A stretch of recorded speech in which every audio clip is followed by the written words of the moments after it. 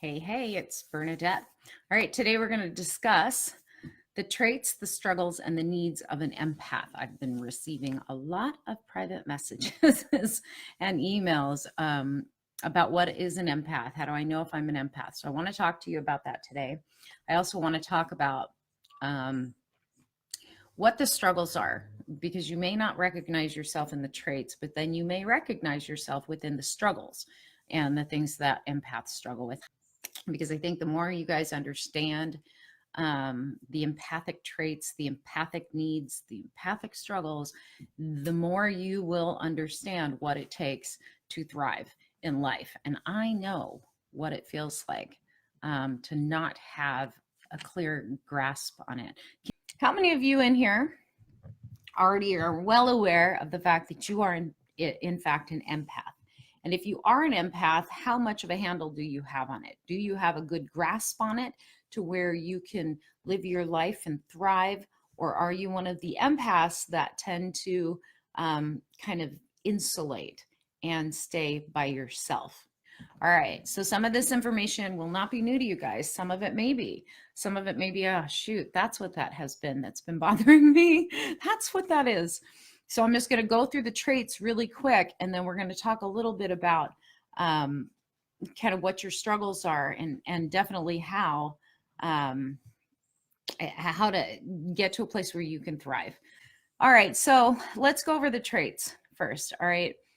The traits of an empath, it's someone who can feel the emotions, not just feel though, they absorb the emotions of others. They can pick up on the emotions, the emotional energy in a room, in an environment, in a crowd, right? So if everybody's happy, man, being an empath is sweet because you can absorb all that happy, joyful energy. And it's like, woohoo, right? Like it immediately makes you feel good. But if you walk into a space where everybody's in a bad mood, say a family holiday party, right? And everyone's sort of holding in something, you can feel that. And it's really difficult if everyone's stressed. When I worked in corporate and I ran a sales team, or if we had a project due deadline, like, and everybody was on edge, it was the worst feeling. It was 10 times harder for me to focus. Do you guys find that that's the way it is when people are like super stressed and trying to get something done? It's like, it just makes your stress multiplied because it's yours and it's theirs. And depending on how many people are around, you're taking on all of that energy. So that's one of the traits of an empath. Empaths tend to get overwhelmed very easily. They have sensory overload, right? Which back in the 90s, a lot of kids were diagnosed with ADHD and ADD. And I don't know if that's like a real solid diagnosis, because truly a lot of the kids that I've worked with that are now adults, the problem was not that they had some attention disorder, it's that they had so much energy and information coming at them at all times, and they're trying to process it all, process it in their brains, process it in their bodies, process it within their feelings. And just so happens they were empaths. So once they understood what was happening, made it much easier for them to really navigate life. So the more you know, like how you are hit with the energies of others, because it's that thing, like that overstimulation, the overwhelm, that desire to just like run and hide because things are way too like heightened on an energetic and emotional level, is a normal thing for empaths. Empaths a lot of times feel very lonely too, because they don't know how to express or articulate like what they're going through, how they're feeling. And a lot of people that are not empaths, right, they don't understand. If you've never, for someone who's not an empath and has little empathy, right? And empathy and being empathic are two different things. Like having empathy means you can sit with another. Being empathic means that you absorb it as if it's your own. Happened to your daughter, happened to mine too. And thankfully, when she was about 8 years old, and they had her on all kinds of medications, I took her out of the state of California, where it was like absolutely necessary she'd be on medication to be in school, and took her to Colorado, where they did not require it. But in California, they were very very against taking your child off of the medication. And we moved out to the country where she was able to finally, slow down a little bit. And that's that thing. Empaths need to have periods where they are alone. They need a lot of sort of alone time. Even within relationships, empaths need their time alone. Empaths are hit when a lot of empaths have abandonment issues. A lot of them will come across as having intimacy issues. And it isn't that we can't be intimate with others, right? It's that when we become intimate with them, we literally merge with another's energy. We merge with their emotions. So even if they're not telling us that they're upset about something, even if they're not telling us what's going on, we're great at picking up like lies. We're also great at knowing when someone's cheating, unfortunately for them, because, when it's happening, you can feel a third party energy, right? You may not know whose it is, but you can definitely pick up on it and feel it. Hi. The other part of being an empath, empaths tend to be great givers, super generous, but they tend to overgive. They, in psychological terms, they'd be called codependent. And that's the one thing, if there's anything that I can teach empaths, it's how not to be an overgiver, because when you become an overgiver, it immediately drains you. And that thing of constantly trying to make other people happy, constantly trying to, shift their energy, shift their mood, shift their beliefs, shift their whatever, because it's making you so uncomfortable, and it's triggering something within you. When you can get out of that space of overgiving and just let energy be what it is, it's a much safer, saner place to be. And you can actually thrive in those places. Anxiety and depression are typical things for an empath, depending on how much they have absorbed from other people. It's really important, you guys, if you are empathic, that you know the difference between your energy, your feelings, your thoughts, your intentions, and those of those around you. The loneliness thing with empaths is it's heartbreaking, because empaths already feel like they're different from everyone else. And we are different from everyone else, but only from the standpoint of we have this extra sense. Those of you who are psychic know exactly what I'm talking about. And those of you who have acknowledged that you're intuitive, and most empaths are intuitives. They are intuitives, and sometimes they are untrained psychics. Like, you have this gift. The empath, to me, in a place of awakening, a lot of people, a couple of weeks ago, I did the whole live stream on awakening in the dark night of the soul and how we get stuck. A lot of people get stuck in the dark night of the soul, and they're afraid to step forward within like the next level of their spiritual awakening or spiritual understanding. When you get stuck in the dark night of the soul, and I see a lot of like empaths get stuck here, when you get stuck there, it's that place of really like, now you've opened up all of these things, and it's the beginning gift to your intuition. It's the beginning gift to all of the psychic gifts, and it is meant to be trained and tuned into more of a clairsentience, more of a clairvoyance, more of a clairaudience, right? Clairsentience, clear sensing, clear feeling. You know where energy is coming from. The problem with empaths, you don't know where it's coming from. You don't know if it's mass consciousness. You don't know if it's your partner. You don't know if it's the person across the street. You aren't aware of whose it is. And so you're reacting, and half the time you think it's yours. And I remember in my 20s, I like told one of my boyfriends this, and I kind of scared him. And I said, it just feels like I have this dark cloud following me all over the place. Have any of you felt like that? To where no matter how happy you are, all it takes is being around a certain group of people or a certain somebody, and it's like all of a sudden the dark cloud appears and your entire energy just bottoms out, and you're right back to feeling like crap. Or an event happens and you absorb that event, or you watch a show on TV and your energy just bottoms out. All it takes for me is watching the news or some sort of a violent show, and my energy will unplug. So I tend to avoid those things if at all possible, because there's no point to it, right? No point to it at all. I don't need my energy tanking. Boundaries is another one. Empaths feeling like doormats, feeling used, because as an empath and having that gift and that ability to know what someone else is feeling, literally to feel it inside of your body, as if it's happening to you too, right? You're feeling it at the same level as the other person, sometimes even more heightened, because when we take on the energy of others and we absorb it like a sponge, it mixes with our own energy and things get very confusing.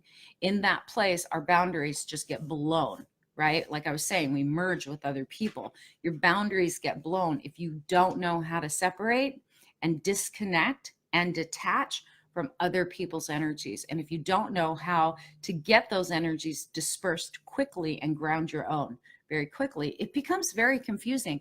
You know, a lot of people come to me and they're like, I don't know what's wrong with me. Like, why can't, you know, and they talk to counselors, and counselors are not asking these questions. Hey, are you an empath? You know, when I do counseling with people, and I've done it for 18 years now, I really don't have to ask much. I actually just ask spirit, scan the person's energy, look for certain things, and the things that jump out. I mean, it's amazing. Like how many people I meet that are empaths, and empaths are naturally attracted to people like me. Empaths are attracted to them. The problem is, as empaths, guess what are attracted to you? Abusers, users, narcissists, psychopaths, people who like to take. They are attracted magnetically to you, not because something's wrong with you. It's because you have, like, we are attracted, and you guys are probably attracted to them too, for this reason. People that are like narcissistic, kind of selfish people, right? They have something we want. Not that we want to be like lying, cheating assholes that are hardcore and abusive. It's not that. They have this ability to not care about what other people think or how they're affecting other people, right? So we are attracted to that strength, but we don't want to be like them. They are attracted to our ability to feel things and express things on a very deep level, right? They're missing that within themselves. I'm going to say this, and many of you have heard me say it before, but I'm going to say it again for those of you who've never heard me say it.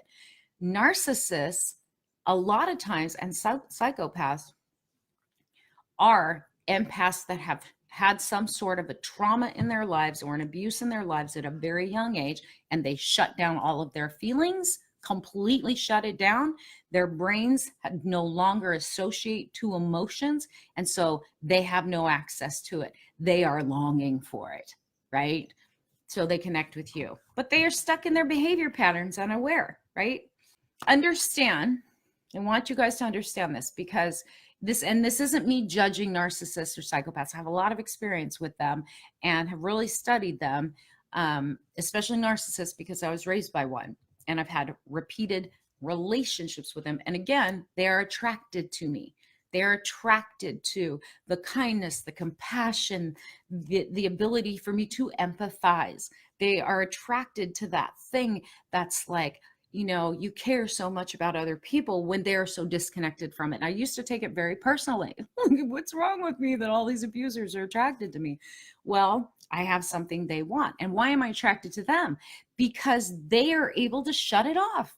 Like they have no problem taking, receiving, whatever. One of the issues with a lot of empaths is that you don't know how to receive. You know, you don't, whether it's receive a compliment, receive a gift, right?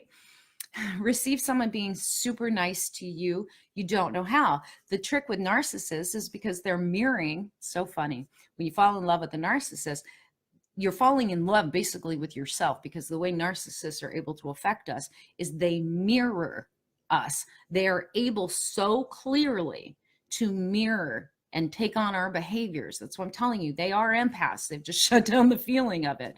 They are able to mirror the best parts of us. When you fall in love with one, you're not falling in love with them. You're falling in love with yourself. And it's like, whoa, right? Equally, though, they project the same thing. Like they project their own crap onto you as if you're a mirror, and they can't see it in themselves, so they have to throw it outwards. And that's one of the tricks that I'm going to teach in this upcoming empath class, is how to recognize when that's happening, so that you're not now taking that energy and personalizing it. Because I'm going to tell you guys, one of the other things I know about narcissists and the narcissistic personality, they're hurting people. They really are. At a deep level, they feel like something's wrong with them because they can't make that connection. They hurt in a different way. and they have a lot of self-blame and self-guilt and self-loathing, and they want out of it. And then the struggle becomes too much to where they just shut it down. But they're lonely. They're lonely people. What I don't want to see is empaths like attracting that and going, well, you know, they're narcissistic. I just have to put up with that abuse. You don't have to put up with that abuse. You don't have to put up with other people's energy either. You don't need to take on the baggage of other people's stuff. And so many of you guys are doing it. I'm watching it all the time. The great thing about empaths, you're creative, right? Every empath I have ever talked to or met at some level is creative, whether you're a creative dreamer, you're an artist, you're a singer, you can come up with solutions to things that like other people are like, wow, I never thought of it like that, right? Like you're creative and you're in touch with creative, pure creative energy from source energy. Lovers of nature, you guys love animals and they love you.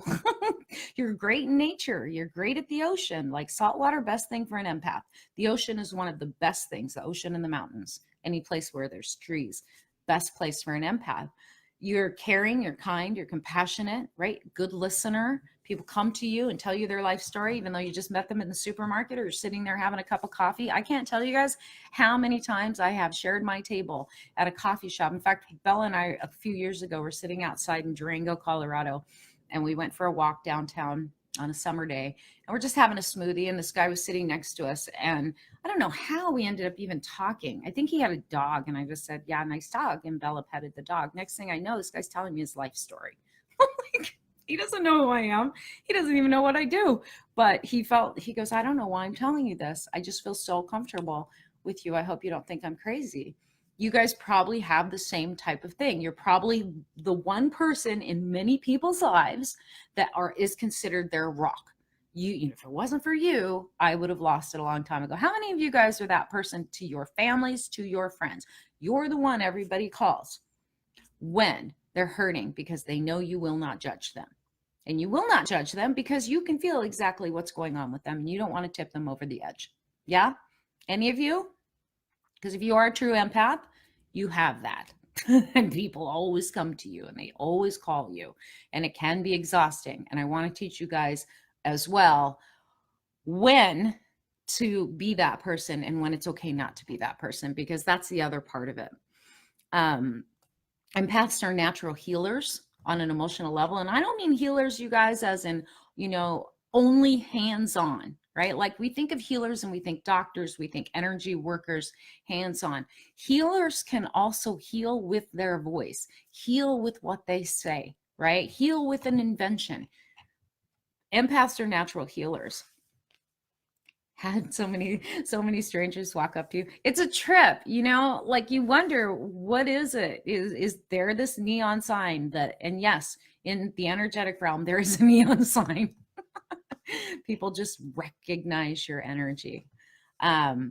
So when it comes to healing, though, I want you guys to understand this. You are, when you're listening, you are just by offering your heart and your presence, you are healing. You know, sometimes all people need is to be seen and heard. You as an empath probably understand that more than anybody, that you want to truly be seen, meaning you want people to know who you really are, how you really feel, right? What you really think. But most of the time you get pushed to the side because their energy is the stronger one, and you draw a lot of people to you that are coming to you with their problems, so it feels like your problems are unnecessary. I have had people, and I've actually ended friendships over this, had people tell me when I do finally reach out for someone to talk to, or I'm having a struggle and I finally sort of say, hey, you know, I'm going through a hard time. I've had people say to me, you know, oh, you're strong, you'll get over it. How many of you have had that? Because you're an empath and you've been there for everybody else. Then you start going through stuff and they're like, oh, you're the strongest person I know. You'll get over it. It's like, that's not helpful, right?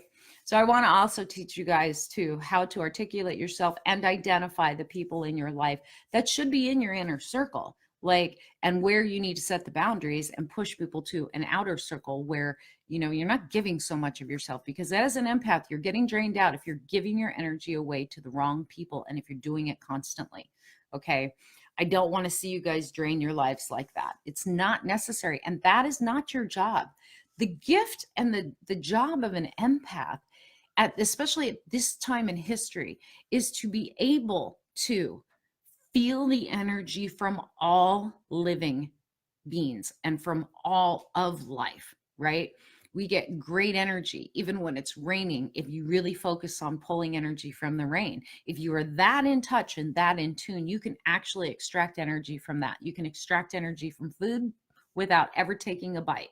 You can extract energy from the trees and the plants without ever really like merging with it, but you're merging energetically. It's the same way with animals, and why so many empaths love animals. We love babies and animals because and old people, because the energy is pure, right? There's no hidden agenda, but with adult humans and even teenagers sometimes, there's a hidden agenda and we can feel it, and the words do not match up with what we're feeling. A lot of empaths are telepathic as well. You know what somebody else is thinking. You don't want to know what they're thinking, but you can't help it if you're connected energetically, right? And no matter what you say to them or ask them, they will not admit it. It makes you feel like you're crazy.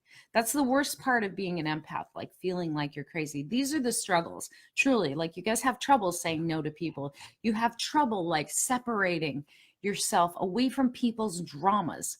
Yeah. And you don't want to hurt anybody's feelings, because when you hurt somebody else's feelings, you feel it too, right? And you feel it multiplied. Equally though, and this is where the power of the empath comes in. Most empaths have no idea that they are capable of this. Your energy as an empath can be magnified at a far greater rate than the normal human being that is not empathic, because your energetic constitution is able to handle so much more energy. You were built that way from divine source energy. You were built to process much higher, much faster bits of information and energies. You can explode your energy outward and take over the energy of a room. That is a powerful gift if you use it consciously. If you don't, you will scare animals and children. You will push people away without knowing why you're pushing them away. You may think really negative thoughts about yourself, right? Like beat yourself up, have low self-esteem, and you go into work and you don't understand why the people around you don't include you with things. You know why? Because your energy is that much more powerful, and it scares people. It intimidates them. You have to learn how and when to maximize your energy, how to minimize it when necessary, and then how to block energy when you're having to deal with other people. And I do want to teach all of you that. Empaths are also very susceptible to addictive habits, which is not a problem if they're positive habits. Where it becomes a problem is if you're self-medicating. And again, I know a lot of addicts that are actual empaths. They've been diagnosed with, ADHD or whatever, any kind of disorder like that, anxiety, and then they use alcohol or drugs to numb it because they don't know any other way. And it's the only way it stops. And it's a really unfortunate thing on this planet. So empaths also need to sleep alone. How many of you guys can't stand sleeping with somebody else except your children? Because if that's you, don't feel bad. There's not something wrong with you. Empaths really need, because our energy is so wide open if we're sleeping with another person. And this is why too, as an empath, if you get in a fight with your partner, you cannot sleep in the same bed with them. If you haven't resolved it before you go to bed, cannot sleep in the same bed. Say yes in the chat or raise your hands, like button, whatever, if that's you, because that's a common trait of empaths. A lot of empaths will come to me and they'll be like, I just can't sleep with them. Haven't been able to sleep with them for a week. What's wrong with me? Nothing's wrong with you. You can feel their energy and their displeasure and their unhappiness and unresolved emotions. And then it adds on to yours, and it makes for like impossible sleep. Just makes for impossible sleep. You can't. Your energy is combined. Like, I loved sleeping with my kids and I didn't mind it, right? When I had young kids and as their mom. But even if I was mad at them, I could still sleep with them because their energy is pure. But a partner, oh no.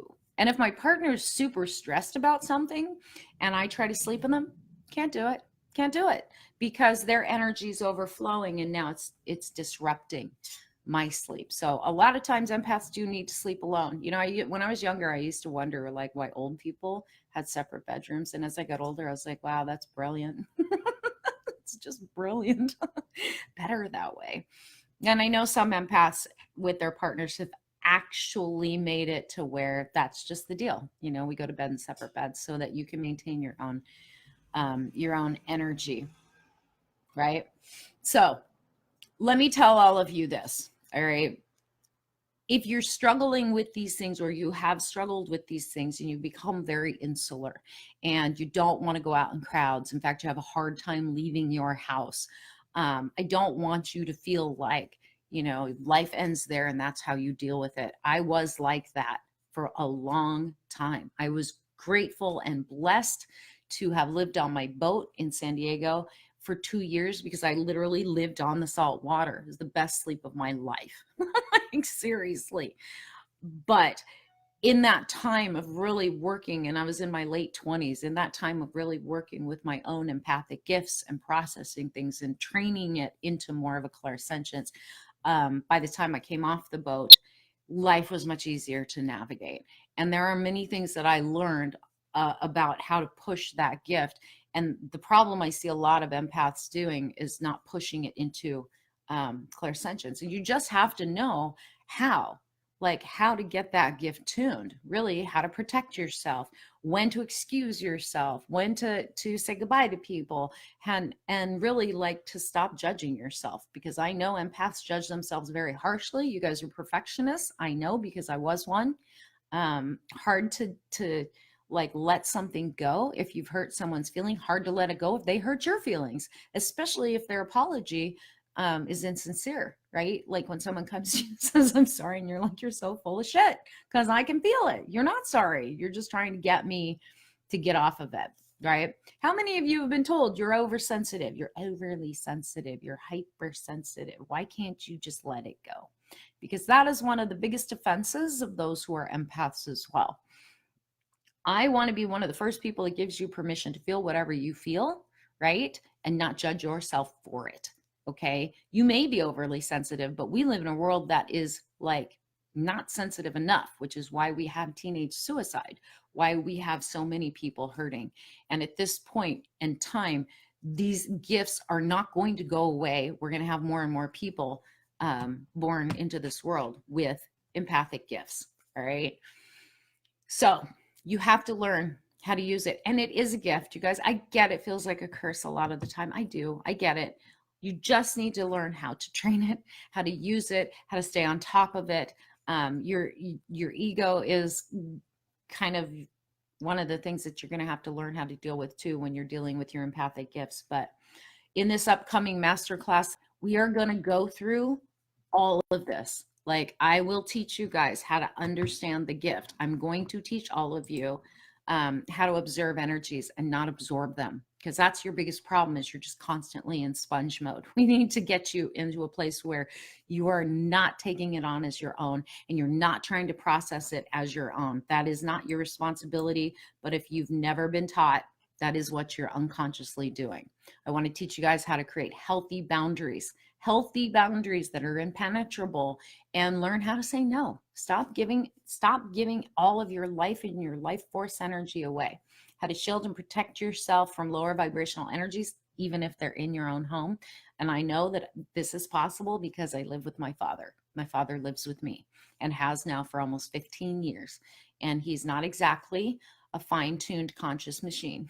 He's far from it. All right. And I'm going to give you guys tips and tools for maintaining your own energy, your personal space. And again, I'm going to teach you how to minimize and maximize your energy so that you can't push it out there when people are impeding on your energetic space and on your emotions. And then how to tune it to clairsentience. It's not as hard as you guys think. It really isn't. You just need to be on top of it. And I want to give you the tools to get you there. All right. I'm also going to teach you guys some really easy ways to spot narcissist abusive people by using your empathic gifts in such a way where you can spot them as soon as they hit your path, and you can get them out and stay clear of them so that you're not constantly being drained by them.